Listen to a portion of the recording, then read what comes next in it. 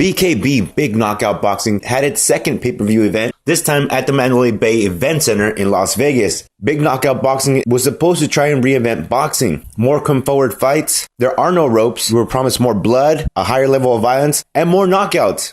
And we didn't get any of that on this card. The two guys that were in the main event, Gabriel Rosado and Curtis Stevens, have not had a great boxing career, and that's why they're fighting on BKB. These two guys are very come-forward boxers, but in BKB, their strategy was not to get a knockout, but it looked like it was just to survive the fight. Surprisingly, there was a lot of thinking involved in their match, a lot of strategy. Neither one of the fighters wanted to engage because they didn't want to get dropped. A strategic fight between Gabriel Rosado and Curtis Stevens?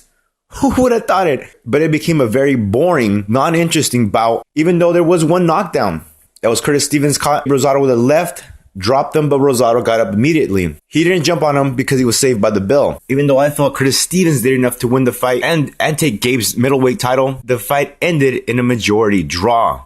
They had Jesus Tocaraz, who has been shot for very, very many years, get a 5-round unanimous decision over Ed Paredes. A unanimous decision. No knockout. Jesus Tocaraz fight. And we also saw, I believe, the nephew of Robert Garcia from Oxnard, California, Javier Garcia, get knocked out in 3 rounds and lose to Jonathan Chicas.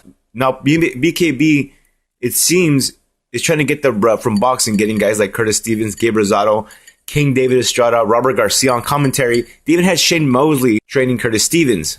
You could bring all these guys over, all these boxing guys over. If your shows don't produce the knockouts, if your product isn't what you promised it's supposed to be, then you're not going to get people paying $40 for your pay-per-views.